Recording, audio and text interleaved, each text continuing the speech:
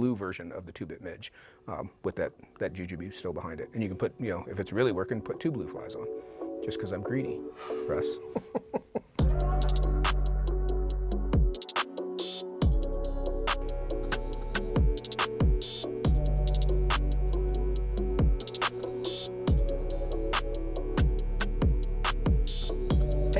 Thanks for joining us for our first ever Flies For. Sitting next to me is Charlie Craven, and today we're going to be talking about flies for winter.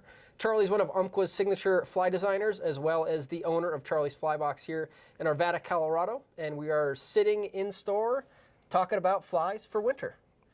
Not so unusual here this time of year. It is January. It is, yes. I think it's going to be nice. Yeah, so we want to just kind of cover some of the flies that anglers should be looking at for getting out on the water this winter. Fly fishing doesn't necessarily stop when things look like they're frozen over. We have a lot of great tailwaters, waters below a reservoir that allow us to fish and have good consistent temps. So. Right, yeah, we talk about that every day. That's there's not everybody's looking for someplace to fish in the winter, but the guys that can't stand to go a week without fishing are definitely looking for a tailwater. And a lot of guys, it seems these days, don't know that the tailwater stuff is sort of where it's at this time of year, and not so much the freestone stuff. So we point them at the local tailwater stuff. Well, what is predominantly happening out on the tailwater? This time of year, it's mainly midges. When I fish in the wintertime, I'm just kind of still stuck in the midge game. The young guys in the shop fish a lot of like a leech with a midge trailer kind of thing. I like a small midge with a smaller midge behind it, is typically what my rig consists of. And ideally it's an adult midge if I can get away with that. So dry flies, where there's that option. Most of the time there's not that option. It's a pretty unusual circumstance. So typically it's going to be a small midge with a smaller midge behind it. And what defines small and smaller? Well, and that's actually a good point, because small to me is not what small is to everybody else, because I don't fish that small. A size 20 jujube is a pretty small bug for me. 22 is real small. I know a lot of guys that fish 24s and 26s. I don't seem to have to do that. I think the wintertime game is more being patient enough to get the fly to the fish and get it by their face and get it accurately placed. And if they're going to eat, they'll probably eat it. If they're not going to eat, going down to 4 sizes smaller probably is not going to make a huge difference. Although there's days during the winter where you feel like you got to make some kind of difference. So I've got some of those in my box too. Well, Charlie, why don't you start off with a couple Charlie Craven Umpqua signature patterns? So what I would put on if I was going tomorrow, what I would put on is a 2-bit midge. That's a brown one. I actually really like the brown one. So that's got 2 tungsten beads on it. So that's a heavy little midge. And then I'd put a jujube behind it. Olive or chartreuse. The zebra one is good in the winter too. I don't fish the red during the winter a lot. A lot of guys do. That's not one that I've ever kind of just been a go-to for me during the winter months. I fish that more in the summertime. But those 2 flies together would be my standard rig. Like reason? So my thinking on this, if you can, it sort of depends on the water that the fish are in. Very often they're in fairly slow moving, the head of a pool kind of thing. You'll get them, this time of year, early winter, you'll get them kind of up in a riffle. But most of the time it seems like they want to be closer to the pool. Closer to the deeper stuff. So a fly that's heavy that'll get both flies down, and that's where the idea for both the poison tongue and the 2-bit midge came from, is a heavy midge that I could fish something else behind. But I didn't want it to be a big bulky fly. So that's where the idea for that fly came from. So the other nice thing about that is if you do get them in a riffle, you can just fish those. You can oftentimes get away with no split shot. Just a small stick-on indicator or a piece of indicator tippet. And just kind of sight fish those fish. Very often, as they're in those deeper pools, you've got to add some split shot and kind of get the hang down to them. But that would be what I would start with on any given midge day. Sweet. Those 2 there. Favorite colors? I like brown a lot. I'm going to come back to this poison tongue, but blue can be an incredibly good, this is a blue poison tongue. This can be an incredibly good wintertime fly. And I think that what it is this blue shows up, I don't know that it shows up as blue, but it shows up better than other colors in low light situations. It's like a hot spot almost yeah, to get into the rig. It's got to be. When I first came up with this fly, and I had a lot of iterations of that fly, had them tied entirely blue, and those were 2 blue. Fish didn't like those at all. This was just sort of kind of trial and error. But I remember when I first came up with that fly, casting it at a fish in Cheeseman Canyon, and the fish sort of veered far away from me, and I thought, oh, I hit him with my split shot, and he had moved to eat the fly. He moved 10 feet to eat the fly, which is unheard of. Which is not a Cheeseman fish. Well, not a Cheeseman fish, and not a thing that fish do for a midge. Yeah. But he veered over and ate it. So it just tells me that they see that better. From further away. I've never had a fish do that for a black fly or a brown fly, but I see it fairly often with the blue fly. And the days when it's on, man, it is on. And the days when it's not, it doesn't work at all. When like blue flies kind of like were a trending thing, but it's not a trend, man. Like no, it's a real thing. Like that, yeah, there are days where that is the thing. I've had lots of good wintertime days, or even fall days where you've got overcast, cloudy weather, gray skies. That, like I say, it's got to be a low light thing. It seems like in bright sun, I can't buy a fish on the dang thing. But in kind of low light, low angle light, perfect wintertime light, blue can work really well. So in the case of those kind of conditions, I'd sub in the blue poison tongue or the blue version of the 2-bit midge with that jujube still behind it. And you can put, if it's really working, put 2 blue flies on, just because I'm greedy, Russ. Well, in the odd case that you get to experience a midge hatch, right? Because what I'm seeing here is we've got some different phases of the midge's life cycle, represented with like the juju and the 2-bit Sure. and the poison. This is one of my personal favorites, and I'd love to hear you talk a little bit about your mole. Mole midge. So the mole midge, obviously take off on the original mole fly, which works very well for a midge. The thing about that fly is the way it sits on the water. So the body hangs down below the water. The wing will sit up above, and the body hangs down below. And just a simple CDC wing. Super simple. A little tough to CDC, a stripped peacock quill, and a little bit of thread. And for anyone that's not fished CDC, I think it's a magic material. I couldn't agree more. It's it's kind of a go-to on anything, especially out here. I remember when CDC first came out, the thing that you had is you could make a fly that was super sparse that still floated. Like incredibly well. Really well, yeah, and was easy to see and manageable. It's little stuff. It's just perfect for little stuff like this. And this fly, I've said it a million times about the original wolf fly. It's not even fair. If there's fish rising, they are going to eat this. I am more surprised if I cast this to a fish and get a good drift and he doesn't eat it than I am if he does. If you've got an active riser, if he's rising and and he sees the fly, he's almost always going to eat it. Every now and again you'll get your timing wrong where he just ate another real bug and your fly will go by and it's still like, what? Maybe there's one behind him. Maybe there's more. But that's a darn good fly, man. And I dress that with Tiemco Dry Magic, dress the CDC, just the CDC with the Dry Magic, and I use so that the rest of the body can hang. So everything else can hang. And sometimes I'll even grease the tippet. It depends on how rough the water is. If you've got rougher water, greasing the tippet gives you a little extra flotation. And I still use fluorocarbon tippet for everything, so I just grease that tippet up. It doesn't pull the fly down.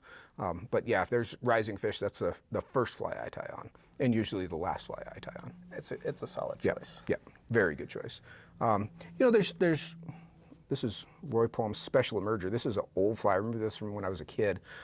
That is especially the midges on the frying pan, that is a dead nuts ringer for the midge on the frying pan. And that's still unbelievably popular in the whole Roaring Fork Valley. Absolutely. From all seasons. That bug, I don't know enough about all the different kinds of midges because we all just call them midges, but that bug there looks exactly like this fly. This is an exact imitation of it. And I fished this fly, I fished this fly for 30 years.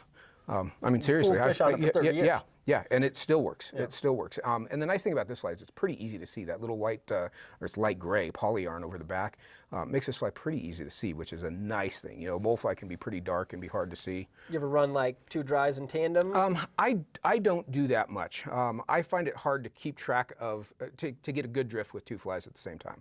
I will do that during the summer with bigger flies, but I like a single dry. I think that's like the best kind of fishing that I can do. That's my favorite thing to do. So if there are fish rising, I will, it's not to say that I won't ever do it, but I try not to do it just because I like to cast 1 fly to the fish. But a lot of guys do. They'll put a parachute Adams or something in front of it. One thing I will tell you when you do that is fish a fairly short leash off that first fly, 8 or 10 inches, not 2 feet long. That's too big a radius to be able to tell which fly got eaten. Pulling. Well, yeah, you see a rise and you set the hook and the fish is over here and your fly is over there. So I like to, and actually learn that from John Barr, fishing a short tag. So a short little tag, and even I mean, sometimes it's 6 inches. Just a short little piece so that you got something that you can see, and then you've got a shorter radius to kind of keep track of things. But that's, yeah, like I say, I'm not against that. I just don't do that much.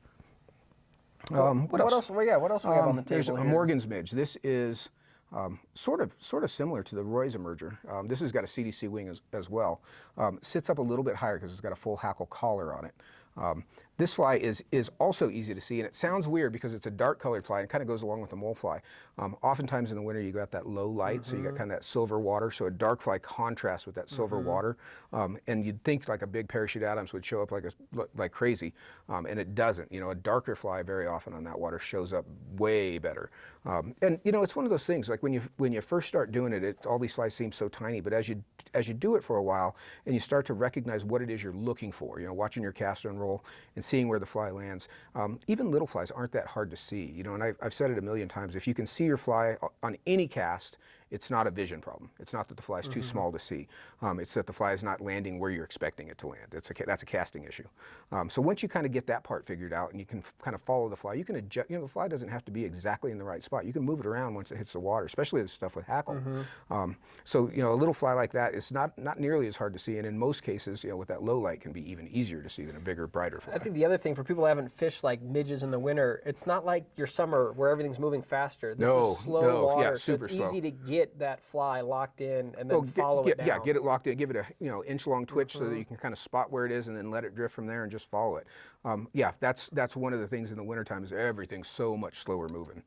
Yes, it becomes a reality to fish at 22. Yeah, 22 absolutely. in the summer sounds like a nightmare. Yeah, sounds terrible. Yeah, so that's a Morgan's midge. What else we got here? This fly, this is Philowanis. Kind of like a hybrid from what we were just looking at. Yeah, sort of. No Mercy midge is what this is. And Phil fishes this as a nymph. He fishes this under. But it's got a little tuft of CDC on the front of it. Absolutely, it could be fished as a dry, but he'll fish it under or anywhere in the water column.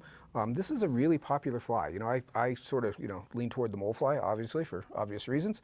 But that's a good fly. That catches a lot of fish, and it comes down in little tiny sizes, too. So, true wintertime stuff where they're just being, And the white fluff, like you can pick that up in different lighting conditions from the this natural CDC of the mole. Yep, yeah, lighter colored wing for sure. And like I said, that's fairly compelling as an underwater fly as well. I get emails from guys that fish the mole fly underwater, and I'm always like, why in the world would you do that? Well, Phil does it on purpose, and the reason he does it is it catches fish. So very similar fly, but that's a good wintertime fly. That's a good almost anytime fly, honestly. That's one of the things. During the winter, midges are the predominant food source, but they're in the water all year. So it's never a bad fly to have on a trailer, especially if you've got kind of a weird bite where it hasn't quite, the day hasn't quite woken up. You're in those like transition seasons too, like the shoulder of coming out of winter, coming into winter. It's like midges are just such a staple. Yeah, they'll almost always have a midge in them. They won't pass it up if it comes by. So that's never a bad bet, especially on a tailwater. Especially on a tailwater. They'll eat a midge any day of the year. What else we got in here? So this is Pat's new top secret. And if any of you guys don't know Pat Dorsey, he pretty much exclusively lives on tailwaters. He's a guy around here. He sometimes takes people fishing, I think. He's been doing it for a couple of years. Yeah, he's a new guy. He's new on the scene. Now, Pat, gosh, I've known Pat for 30 years also. Pat and I started guiding at the same time. And Pat is relentless. Pat is a damn good guide. He is a machine. It's unreal. He's still one of my favorite people. We're still good friends. But Pat comes up with really pretty simple flies, prototypical guide flies. And his top secret midge is this is sort of a takeoff. This is the top secret betas. Just a simple little betas pattern that absolutely as a lead fly, no reason I wouldn't try that as well. I mean, you say like guide flies for Pat. I mean, this is the guy that literally walks people into Cheeseman Canyon, which if you haven't been to Cheeseman, it's not a forgiving tailwater. No, it's a walk in. Once you're in there, you're pretty committed, and you can see fish, but the fish don't tend to bite. So Pat makes his living on difficult fish, and has for a long time. And these are his these are money makers, which is super cool to be able to offer those commercially. Oh, absolutely. And that's one of the cool things that I've always said about all the Pat's flies. None of them are flashy. None of them are overdone. They're all very thin, very simple. And like I said, guide flies, meaning simple to tie, but also pretty simple design overall. Not overcomplicated, so that you can keep the fly small and skinny. That's what he makes his money with every day. That kind of fly is, again, you can go anywhere in the world and catch fish on that fly. There's not a lot of reason for a fish to refuse a fly like absolutely. that. There's nothing sticking out. Some of these ones we've looked at, they have different little hot spots or triggers that Yep. may turn them off, but a lot of times. That kind of brings up a point again. Kind of coming back to John Barr. I remember he's saying to me one time when we were fishing, I don't think fish look at what is wrong with your fly. They look at how many things are right with your fly. And that's sort of a good point. Like, there's not a lot wrong with this fly. There's lots of things that are right about it. A little hot spot can be an attractor sometimes, but it could also be like, hey, the jig's up, as the case may be. So you got to have both of those kind of things in your box. But those flies that stay around a long time, bar merger, RS2s, things like that, are pretty drab little affairs like that. And that fly will be around for a long time, just for that reason, for sure. Absolutely, absolutely. Well, let's see. We're going to talk in a minute here about kind of building a nymph rig. When we're thinking about kind of lead flies, we talked about some flies with a little bit of weight, like the poison tongue, like the 2-bit midge. What are some other options if you wanted to lead as like a little change up in some of these fisheries? So to mix things up a little bit, a leech is a good lead fly. And again, this is something that's a dark fly. This is Landon's jigged mini leech. This is my squirrel leech. Either of these flies have got a tungsten bead on them, and you can get Landon's without a tungsten bead. If you're fishing that split shot system. Yeah, if you're fishing a shot system, you can go with that. If you're fishing water shallow enough to just get the fly down with the bead, I think this is a much more subtle way to do it than a split shot in most cases. And it's surprising how often this stuff kind of will get eaten during the winter. For years and years and years, we're in Cheeseman particularly, it was always about the salmon worm. Salmon worm in the spring when the water was high, that was the fly. In hindsight, looking back, a lot of those salmon worms were leeches. And that's what the fish are eating. So it's not that there's not annelids in there, but the leech is a major food source. They know what it is. Max, that works with me here in the shop, fishes a big leech with a little midge behind it, or sometimes just a big leech by itself and just fishes it very slow. And he catches a fair amount of fish. The nice thing about a take on a fly like that versus these 20s, 22s, absolutely. You got two things working for you, in my opinion. Here, you've got something with a big hook, big fish, and you feel like your odds are a little bit better. Chance, And they suck that thing down pretty good. Well, and the thing that I like about a fly like this too is so much of that wintertime fishing is sight fishing. So when you've got a bigger fly on, you can keep better track of where your drift is going. How with little flies you might make 50 drifts over a fish, and before you realize that your fly's not getting down to him, and then you put on this and you see where your drift goes, and you're like, oh yeah, I'm not even anywhere near him. I've been here for an hour and I haven't even shown him the fly. So a fly that you can see, and like you said, an egg fly might be a good bet. Just something to kind of be an indicator for you. I don't know if I said egg. I heard you say egg. It was definitely, it was not me that said egg. But a brighter color fly, bigger fly that you can kind of see in the water, and a leech is a great candidate for that kind of thing. Well, sweet. I think that's like an awesome roundup of some Umpqua signature patterns, some of your confidence flies that you fished throughout the years. Umpqua's got a handful of new flies. We've got a ton of new flies coming out that are hitting bins this January, which is cool. These are a couple of our kind of best-selling nymphs that are coming out, or midges, really. The top secret Baetis is included in that group, but we've got a new Jigged Zebra thin midge available in 5 colors, which is a great option, again, for kind of that poison tongue. Yeah, absolutely. Needed to get down. Yeah, perfect for that same sort of application. Heavier fly. I like midges that are skinny, thin, little, as subtle as I can.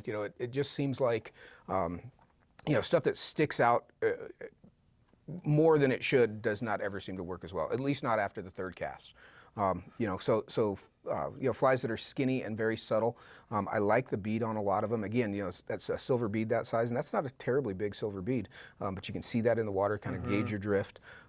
Those brighter colored beads show up well for that. Especially again in those slower winter flows. This is enough weight to get down. Yeah, absolutely. Especially when we're talking about tungsten. Well, and your drift is 25 feet long in a lot of cases, so you've got a lot of time to get it down where it needs to go. Especially tied to light tippet. And then Kevin Davidson's got a new midge too. This one's cool. This one's got these 2 little white balls on it, which apparently is the whole key to this thing. and it's a pretty, we don't know what that's made, I don't know what that's made out of yet, and I think I did at one time, but I'm old now so I don't remember. But it's got these two little white, it's actually the wing case on the fly, with a little flash, and there's the blue color version, so he's onto that. But a few different colors, you know, brown, there's a two-tone, little bit of flash in there, just sort of subtle little attractor fly. That's got some potential. I have not fished that fly yet, but that definitely has some potential. Yeah, it's his LED midge is what he calls it. But just a touch of flash and kind of the white contrasting kind of balls on either side of it the contrast to for bring sure. some attention to And the fly. I would imagine on that same note that that's going to show up pretty well in the water, that you'll be able to follow that and see where that's Again, if you're looking for a little trigger that's not a hot spot it's not a hot spot, necessarily. absolutely. Yeah, something that's more at home. Good little option there. So anyway, these are some great flies for winter. You know, it's good to have Pat Dorsey. We've been talking about a couple of his bugs, but like I love Pat's comments. A mechanic never has too many tools in his tool bag. Nope. A fisherman can never have too many flies. Absolutely not. You know that, and that is one of the things during the winter. It's, you know, and especially any day when the fishing is slower, it never hurts to have. And I fall into this because I carry all my own patterns. I have tons of them, but I feel like sometimes I don't have as big a selection as like I should have some other things to try. And that I think is a big key. Is when your confidence is down or you just need a change up. You know, the more different stuff you have in your box, and that's one of my favorite things. Max asked me today what my favorite flies are. My favorite fly is a new fly that I haven't fished before that's working. That's pretty compelling and exciting to me. You know, a mole fly does not surprise me. I love a mole fly, but it does not surprise me that it works. So a new fly that's catching fish is immediately my new favorite fly. So this is the mind of a fly designer. it absolutely is something new and exciting, and what makes that better than the next thing. And that's where you get that is how, you know, if you fish the same old stuff, even if it works, you never get anywhere beyond that. So having some other stuff that's sort of out of the box of what you usually fish doesn't hurt to have a few of those in your Different box. columns, Yep. different weights, different colors, and different profiles is really kind of everything we looked at here. Yeah, absolutely. I Absolutely. feel good about fishing this from the East Coast to the West Coast, from the North to the South. Yeah, I wouldn't disagree. All right, so that was awesome to talk about the different bugs for winter and some of those flies we can really focus on. In addition to that, I want to talk a little bit about like getting out there. If this isn't something you normally do, if you want to get into winter fishing a little bit, what are you looking for? What's different than what you may have done in the summer? What kind of days you after? Some of those kind of just foundations to find a little success out there with these flies. Sure. You know, typically in the wintertime, like I say, fish are going to be in, you know, transition zones adjacent to deeper water, at least adjacent, if not in deeper water, and almost always slower water. So slow margin edges, little pockets along the bank, you know, a riffle coming into a pool, the head of that pool. Seems to be, you find a lot of fish in the pool, but they're not always, those are not the eaters necessarily. Not the active fish. Yep. You might see them down there, Yeah, and you might waste your and you time. very often see them down there. But the fish up at the head of the pool seem to be the ones that are most apt to get caught. So it's typically not that deep of water where the active fish are, compared to where the fish that are inactive might be sitting in 10 feet of water. It's easy to get fooled into fishing for that deeper water stuff. I like those little shallower, you know, kind of margin edges. You know, it's still relative deep water. It's not like summer where you're going to have them up in a hard riffle just chomping down. It happens, but not very often. So that kind of softer edge kind of stuff. And my rig will vary a little bit depending on that depth of water. You know, I like to sight fish, so I'll use like a little pulsa or roll-on indicator fairly close to my split shot if I'm using split shot, or fairly close to my first fly. And I keep my flies fairly close together, you know, 10 or 12 inches. You You're know, a little tighter than most people yeah, out here. Yeah, probably closer, even 10. I like What's the reason for that? I feel like I can just keep track of them better. You know, and I have, if you're getting fish kind of mid-water column, I'll extend that second dropper out a little bit longer. But where I'm trying to drill a fly by fish, or drill my two flies, I try to keep them closer together. And that, again, lets the heavier front fly keep that second fly down, so that I've got them in the same column, especially if they're kind of glued to the bottom where they're down there eating. You know, like I say, if I find them kind of mid-water column, I'll either high stick and kind of, you know, support the drift to them, or I'll make that second dropper longer. Closest I've ever heard you say was all Euro nymph for them. It's very Euro nymph-like. And, you know, I get teased about that a lot. I've done that for years. I mean, that's how I nymph fish, is typically sight fishing, and it's very Euro-like, but I did it before the Euros did. Cool, so, before it was cool. Before it was cool, yeah. It's very similar. It's very similar. The tight line sight fishing is very similar to Euro nymph. Probably the only thing that varies is that I try to see them first. And like, if you were to pick your day, right? You had 7 days a week to go fishing. Sure. And you could look at the forecast. What kind of day are you wanting to go out there and? I've had success on a variety of days. Sometimes a warm day in the winter, that seems to be the best days for an actual hatch. Getting midges on top. Save that. I'd say a stormy day, like where there's a storm coming in or snowing. That seems to be where I catch the most fish on the nymphs. They seem to get the most active then. I feel like that cloud covers almost like a little blanket to hold in a little extra heat for them. Low sky. Low sky for sure. That seems to be the most effective. Sight fishing is always better under a sunny sky. So it's harder to do in the wintertime just because of that low angle light. But yeah, I mean, I'd say a warmer winter day. You want to be comfortable when you're out fishing, absolutely. right? I hate being cold. I'm too old to put on multiple layers.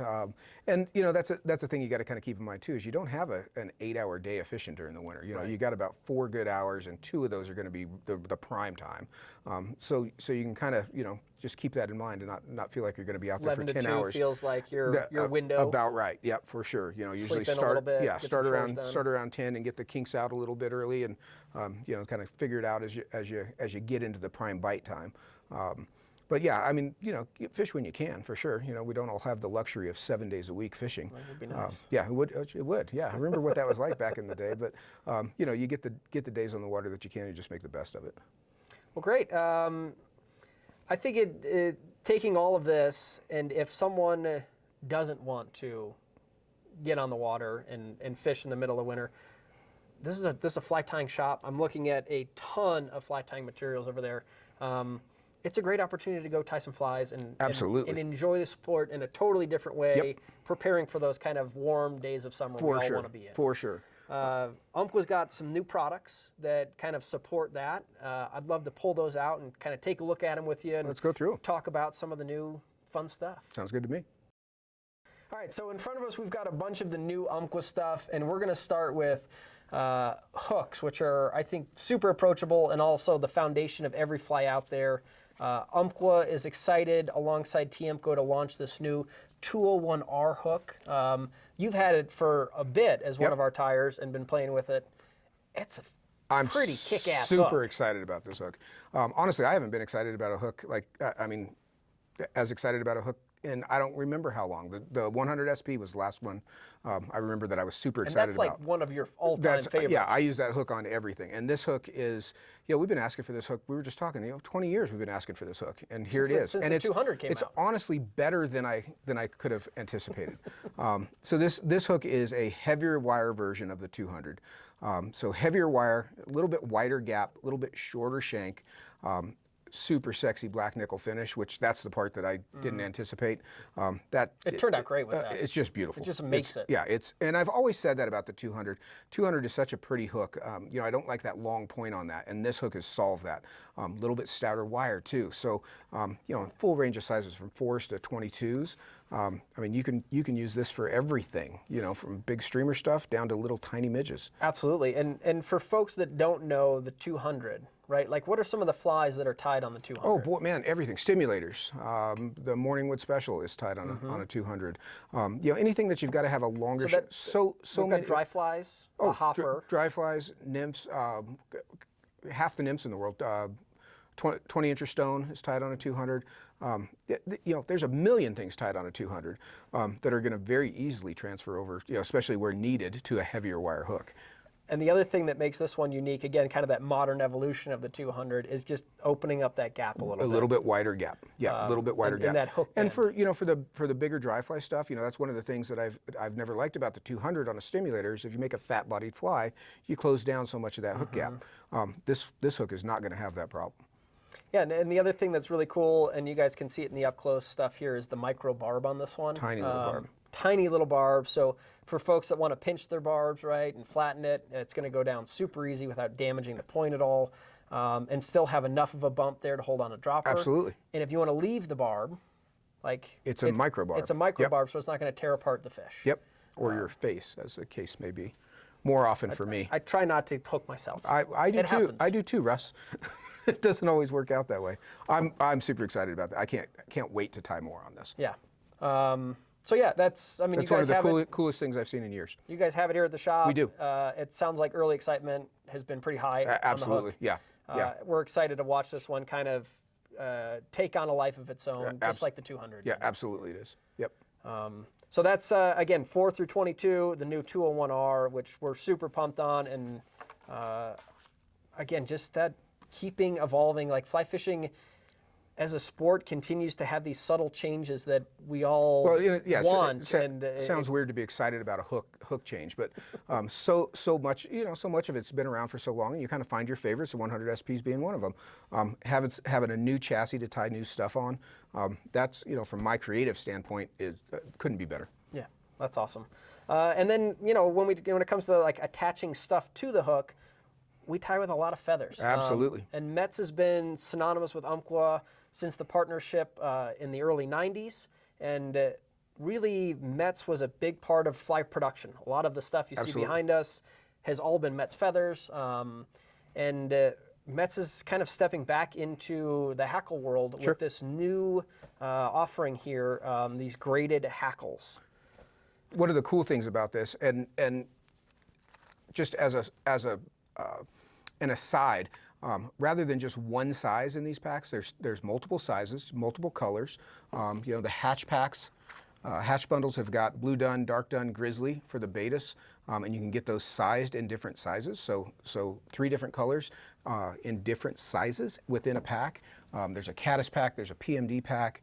The Select 3-pack has got 3 sizes of, say, grizzly feathers or brown feathers.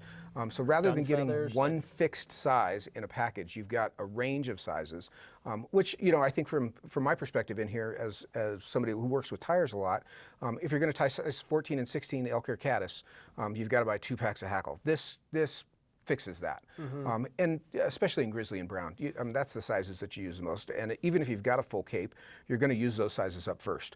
So this is an easy way to fill in, and they're pre-sized, they are pre-graded, they're all great quality. Every feather is hand-picked. That makes them infinitely useful. You can open that package up and you know what you've got. Yep. And that's like, our factories have had access to this for years. And this is how they do production. It makes perfect sense. Is get it all lined up. We're going to tie a lot of 14s. Yep. And you pull out a feather and you go. You don't size the feather. You don't select off of a cape. Find the next feather. It just takes the guesswork out of it. Absolutely. And if Much you want to tie 22s, there's not a lot of 22s available on on any cape. And so you can just, if you want to tie small stuff, you can just buy small. Just your sizes. Correct. And then you can do the same stuff on the larger sizes. In just the single packs, but the 3-packs I think are really where tires are going to get excited. Yep. So you can learn to tie a pattern and get everything you need, or if you're an experienced tyer, you're going to know you got good hackle going onto a fly. And you can tell what you've got left. Yeah. And then we've got everything like not just dry fly hackle, which we're really excited about the dry fly stuff, but we've kind of branched out from there. We've got these tailing bundles I'm super excited about as well. This one in particular, the Mayfly pack, it's got dun and brown and cream and black. It's got a variety of colors in it. And these are spade feathers from either the edges of the saddle or edges of a cape. Nice, stiff, long fibers, perfect for dry fly tailing. Also perfect for flies like a bar merger. That's been a thing for years, is nobody knows where to get those. You own them probably on a cape. Here's a pack with all the colors you need in it. You can tie PMD bar mergers, you can tie blue wing olive bar mergers, you can tail every dry fly you do out of a pack of that. That's a great way to package that. And one of those spade feathers lasts a long time. Oh my gosh, yeah. Easily 12 flies per feather, if not maybe 24, depending on the size. Super useful. That Perdigon pack with the grizzly feathers, mottled, got some solid in there. Infinitely useful for a ton of things, Absolutely. One of the things I was excited about is these tarpon and crab packs, which sounds odd. While these are absolutely useful for tarpon and crab flies, this also would be beautiful bugger hackle. Nice thick stem, so it's not going to break. Beautifully barred feathers. That's one of the things that Metz has always been good at, is the barring on the feathers is unmatched by anybody. Beautiful barring on the feathers, really good colors. The dye job on all these is fantastic. Seeing them in person. Great colors, absolutely. I'm excited about that for all sorts of uses. One of the other things I was super excited about, where'd it go? Crab and shrimp? Crab and shrimp pack, which again I think is misnamed. These are big, soft hen feathers in a package. You don't know how many times a day I have somebody ask me, is there a smaller quantity that I could buy than a whole saddle? That's exactly what these are, big, soft feathers. Perfectly suited for any variety of streamer stuff, collars on all kinds of stuff, legs and tails on nymphs in a huge range of colors in a reasonable size package. That's going to go huge. And like I say, don't be thrown off by the crab and shrimp part. That's a useful feather for all kinds of trout stuff too. Those are going to go big. And these are the feathers we use to blend a lot of our crabs and shrimps. Absolutely. When it comes to that. Yeah, for the bigger saltwater stuff, this is exactly what you'd hunt for. It's a feather that offers a ton of movement to the fly. Lots of fluff, and it's the whole feather too. It's not been cut off. And they're all the right, they're the same feather, so you can repeat the process. Yeah, very consistent. Very consistent. Cool. We've got deceiver feathers, we've got bugger feathers. It's kind of everything you need to be tying flies throughout the winter. Absolutely. This would keep anybody busy. So these are just hitting retailer shelves this January. Umpqua's certainly excited to have these. We are too. I think they're going to be very approachable for any level of fly tyer. Absolutely. Couldn't agree more. Again, when it comes to off-water activities throughout the winter, you guys host a ton of fly tying classes here. We do. Yeah, we've got a couple different classes scheduled after the first of the year. Max has got community tying night on Thursdays. These are going to be put to good use in that. If you haven't explored the world of fly tying, it's an infinite black hole of total excitement. Yeah. Yeah, if you want to ruin your life and have something to do every day until you die, start tying flies. Yeah, it's a good deal. Well, guys, that wraps up our episode of Flies for Winter. Thank you, Charlie, for hanging out with us. Thank you. Thank you, guys, for tuning in. Check us out next month as we jump into our next Flies for, and thank you for watching.